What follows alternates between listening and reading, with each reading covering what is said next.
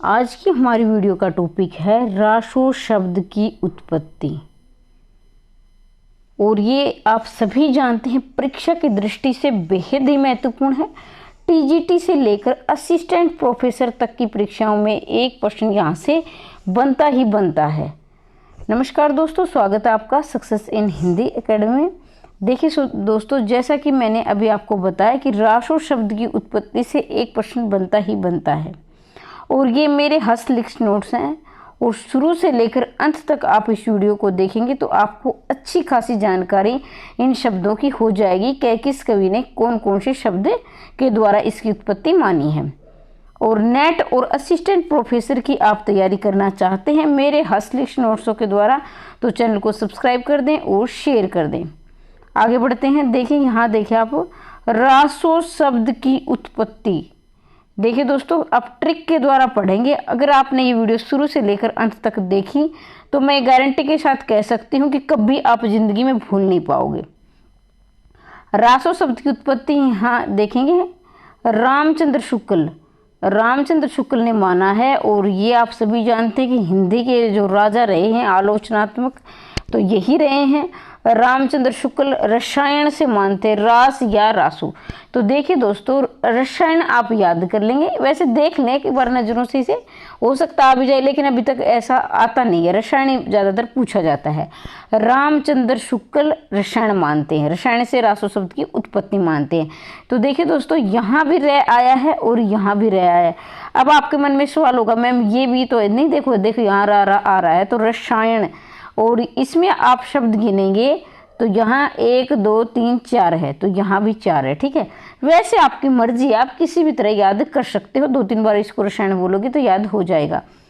हजारी प्रसाद द्विवेदी का भी बहुत योगदान है हिंदी में, ये रासक से मानते हैं। गणपति चंद्र गुप्त भी रासक से मानते हैं। एक बार आप इसे देख लीजिए शुरू से लेकर अंत तक, फिर मैं इसकी ट्रिक भी आपको बताऊंगी। माता प्रसाद गुप्त रासक से मानते हैं। पंडित विश्वनाथ प्रसाद किससे मानते हैं? रासक से मानते हैं। बहुत से और भी आचार्य हैं और भी विद्वान हैं जो रासक से मानते हैं, वो बता रही हूँ मैं, ट्रिक के द्वारा हम पढ़ेंगे। कविराज श्यामल दास रहस्य से मानते हैं। कविराज श्यामल दास क्या है, देखो अब ट्रिक के द्वारा बता रही हूँ। कविराज, देखो कोई भी कवियों में जो राजा होता है ना, बड़ा उसका रहस्य होता है कि उसने इतनी मेहनत की होती है, या गॉड गिफ्टेड जिसे आप बोलते हो, जिसे आप सृजनशील बोलते हो। तो ये लोग जो कवि होते हैं ये सृजनशील होते हैं, ये किसी शब्द की भी सर्जना करना इनके लिए आम बात होती है। तो कविराज का कवियों का क्या होता है, एक रहस्य होता है। कविराज श्यामल दास रहस्य से मानते। काशी प्रसाद जायसवाल, ये भी क्या है, रहस्य से मानते हो। अब आपके मन में ये होगा, अब तक तो आपने कविराज बता दिया उनका रहस्य होता है, लेकिन अब काशी प्रसाद को हम कैसे याद करेंगे? तो देखो जो कह वाले हैं ना वो दोनों ही क्या रहस्य से मानते हैं। यहाँ भी काशी प्रसाद कैसे शुरुआत हो रही, यहाँ भी कैसे शुरुआत हो रही, तो ये रहस्य से मानते हैं। ठीक है, अब आगे बढ़ते हैं, ध्यान से देखें। पंडित हरप्रसाद शास्त्री किससे मानते हैं? राजयश से मानते हैं।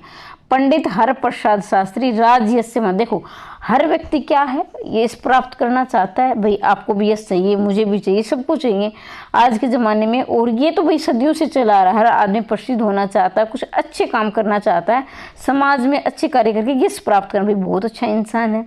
ठीक है, तो हरप्रसाद शास्त्री, हर व्यक्ति क्या चाहता है, यश चाहता है, तो ये क्या है, राजयश है। और रामस्वरूप चतुर्वेदी, देखो दोस्तों मैंने जो डाली है 10 प्रैक्टिस सेट मैंने डाल रखे हैं, जिसने नहीं देखे वो देख लेना। मैंने नंबर के अकॉर्डिंग और भी मैंने डाउट वाली वीडियो भी डाल रखी है, वो भी आप अवश्य देखें। आपकी बहुत अच्छी तैयारी हो जाएगी अगर आप शुरू से लेकर अंत तक देखेंगे तो। गास, अभी देखिए रामस्वरूप चतुर्वेदी मानते राउस या रस्सी।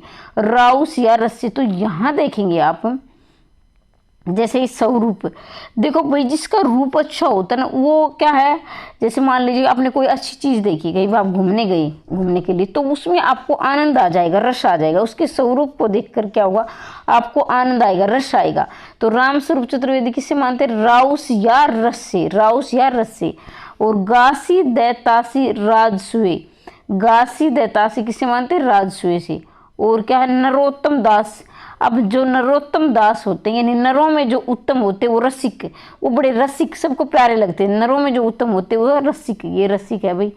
थोड़ा सा पेन हिल गया है, रसिक याद कर लेंगे, रसिक।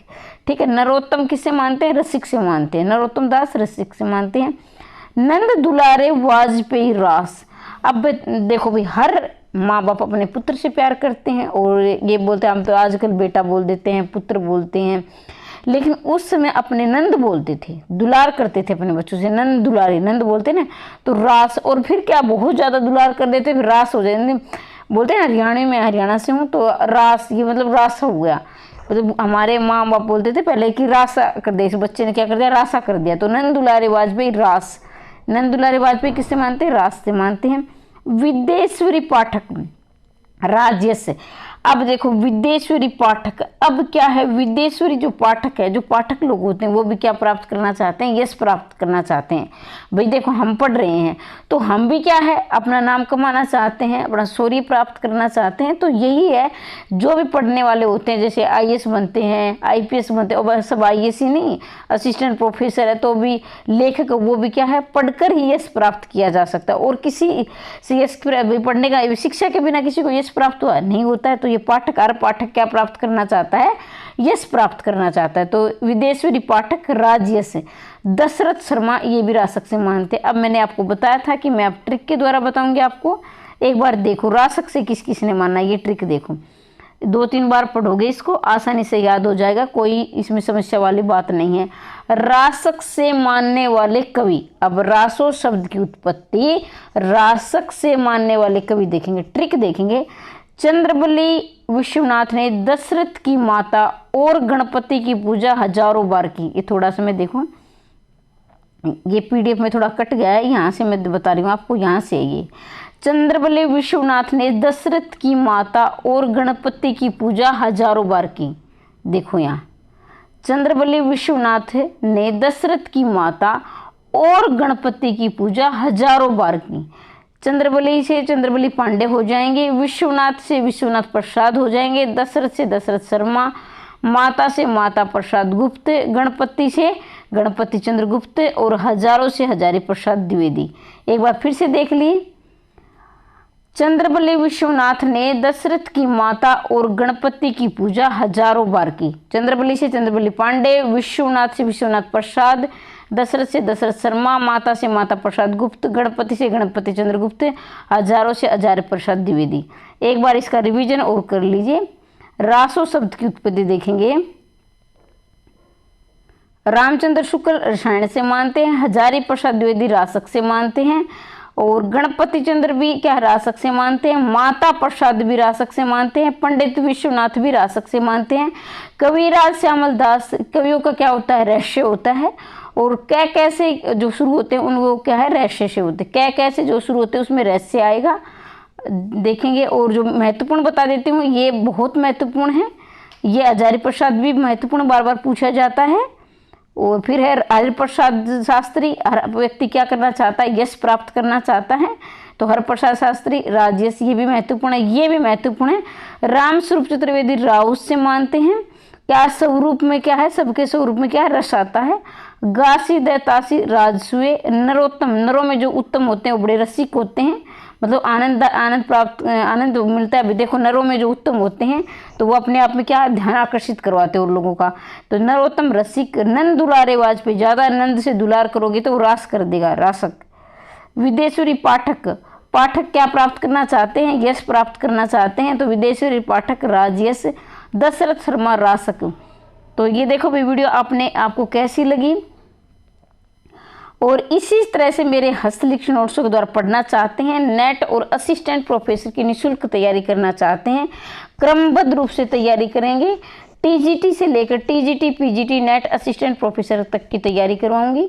अगर वीडियो अच्छी लगी तो कमेंट करके अवश्य बताना, नहीं अच्छी लगी, हो सकता है कुछ कमी लगी भी, मैम ऐसे नहीं, आप भी अच्छे पढ़े लिखे, अपनी राय और अपनी सलाह अवश्य दें। मिलते हैं अगली वीडियो में। हमेशा हंसते रहिए, मुस्कुराते रहिए, दिन दोगुनी रात चौगुनी उन्नति करते रहिए।